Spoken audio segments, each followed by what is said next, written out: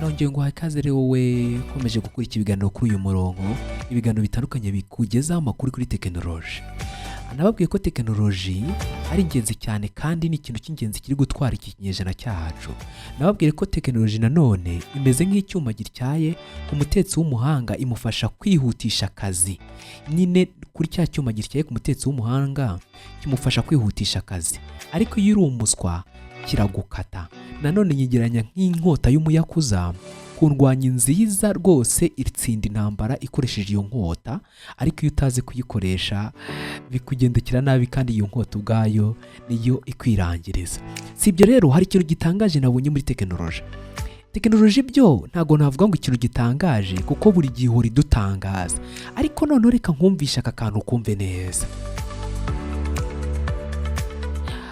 Mu itangira ry'iterambere ry'ubwenge bukorana artificial intelligence, by'umwihariko abantu benshi bazi uburyo wenda aya ma chatbot ariyo yateye imbere, kuko abantu benshi bumvisha ama artificial intelligence cyangwa se tekinoloji y'ubwenge bukorano, akenshi mumvi chatbot yitwa ChatGPT se, bakumva DeepSeek, bakumva aya menshi nk'ama Claude AI, bakumva ayashobora kubakorera ama script y'ibintu runaka, ariko ntago tujya dutekereza ku bintu biba byarakozwe noneho bifite umumaro uri specifique ugaragara mu kintu kimwe cyangwa ikindi cyo bayihaye.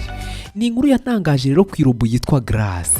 Reka tuvuge ku nkuru y'Irobo yitwa Grace. Irobo itangaje cyane, ikora nk'umufasha w'umuganga cyangwa se nk'umuganga wabyigiye, igafasha ibintu nyine ikabafasha mu buryo butandukanye, mu buryo bw'isesenguramakuru, gutanga ubuvuzi, gusekera umuntu, kwereka amarangamutima. Rero ni ikigo cy'abanyamerika cy'umugabo witwa David Hansen's, akaba afite ikigo cyitwa Hansen's Robotics, ikigo gikomeye cyane n'ubundi gikora igice cy'amarobo. Mwibuke ko ibi bigo ari nabyo bikora amarobo atangaje cyane, harimo na robo zamenyekanye cyane nk'iyitwa Sophia yarageze mu Rwanda.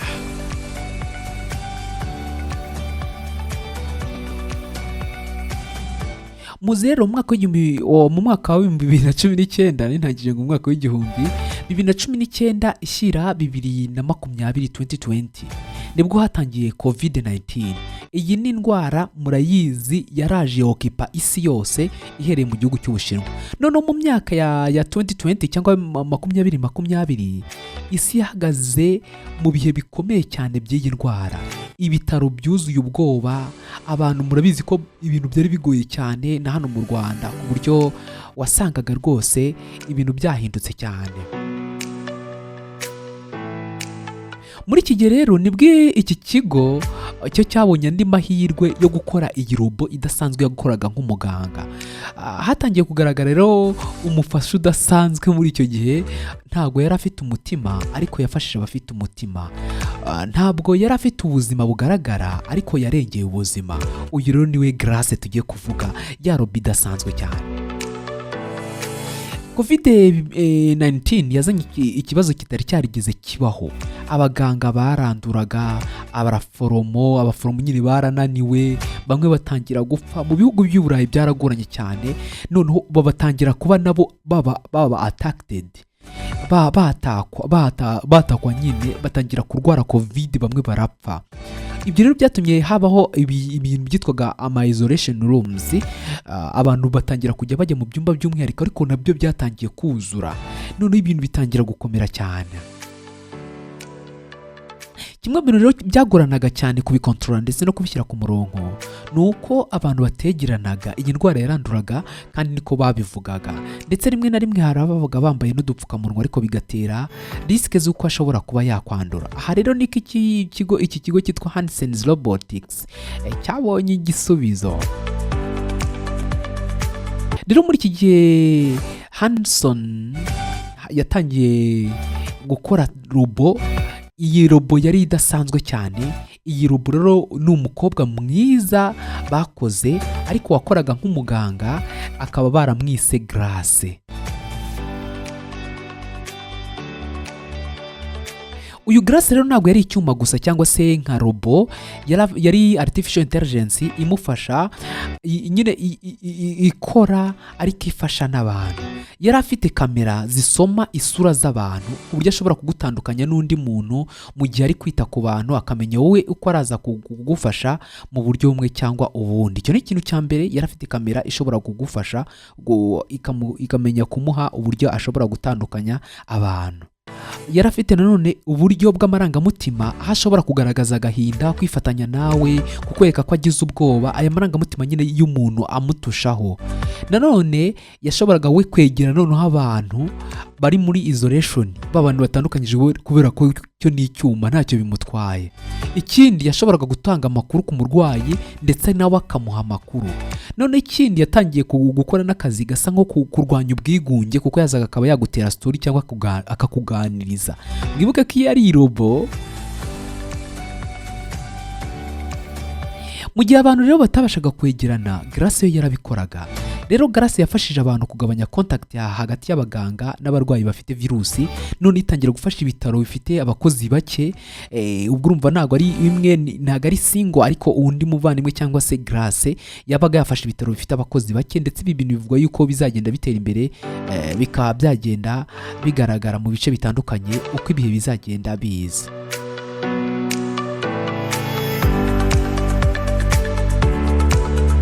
Ikindi Grace yagaragaje ni ukugerageza kwita ku bantu, kubaha keya n'igihe abaganga bo bagiye kuruhuka, kuko yo ipfa kuba ifite umuriro gusa ntabwo inanirwa, ikomeza gukora cyane.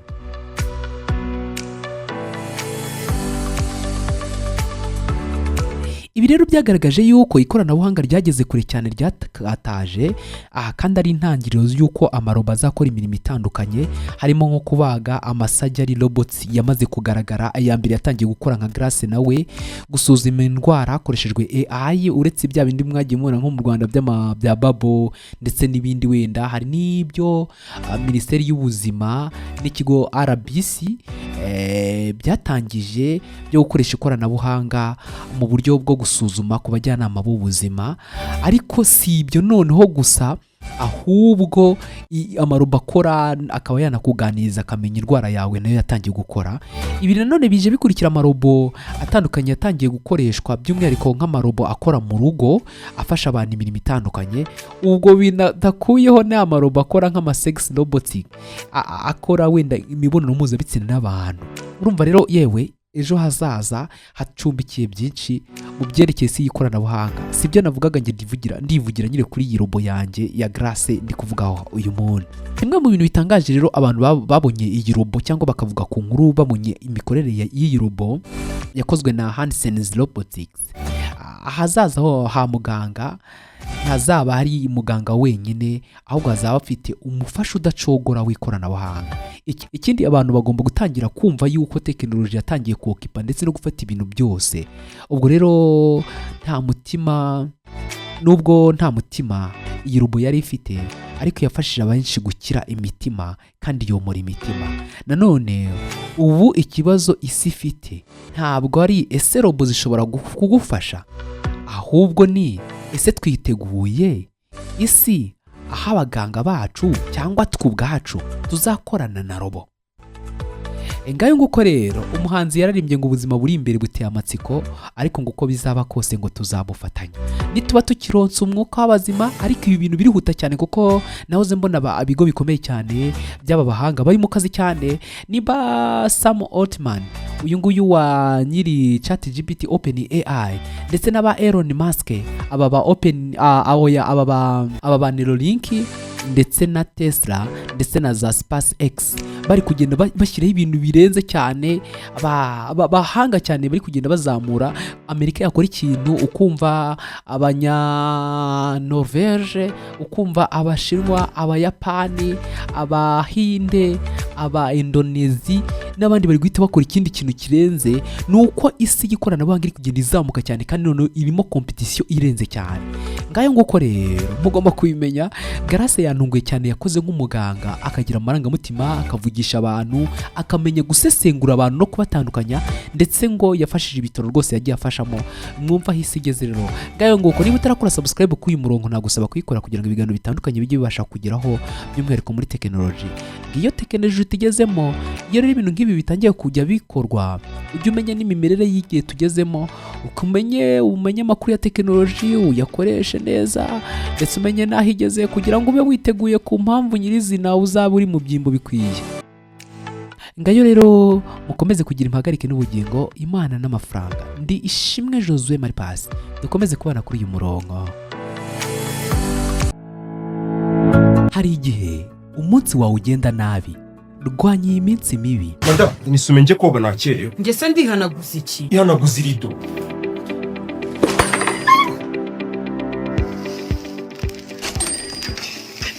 Nigutuma inyama zapfuye.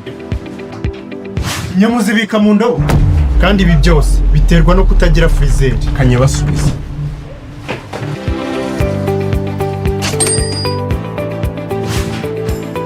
Kazi bari bahatanye.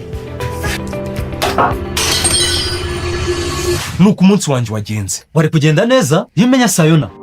Ku musatsi iyi ngiyi yumutsa neza, irasikukayo iteka umuceri neza ntushirire. Akakugasize amatasi wawe wazayamara. Linda madamu wawe kuvunika inzara.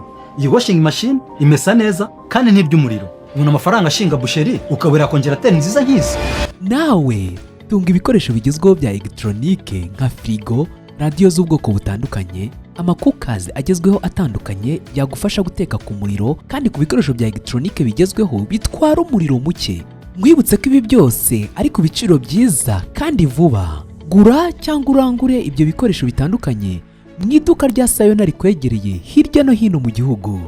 Wave Sayona Rwanda, your dreams made real.